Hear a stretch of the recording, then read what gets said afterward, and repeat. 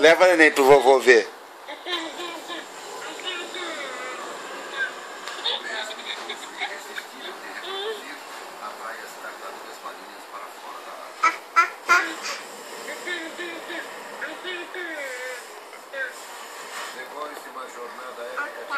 Leva lá pra vovó ver, filha. Leva. Leva a neném pra vovó ver.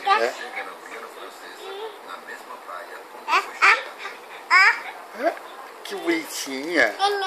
É o seu neném. Ele tá falando agora.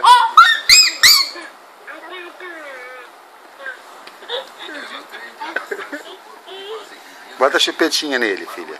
Neném.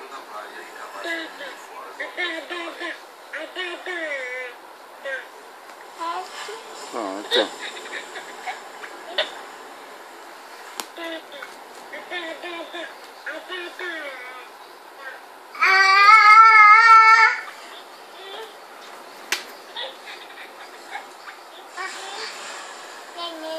Leva lá pro vovô ver.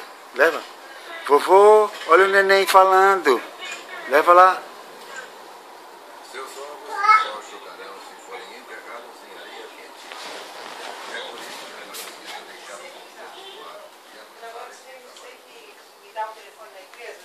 Tudo bem. Já me falou isso antes, né? Eu vou ter que ir em Vicente de Carvalho, que eu sei lá como é esta droga. Ui! Aí! Porque eu não sei onde vende isso aí. Entendeu? Não vende por aqui. Mostra pra vovó, filha, que a neném tá falando. Não vende na moeda? Deixa eu ver. Não vende, infelizmente. Ah, Vou te mostrar.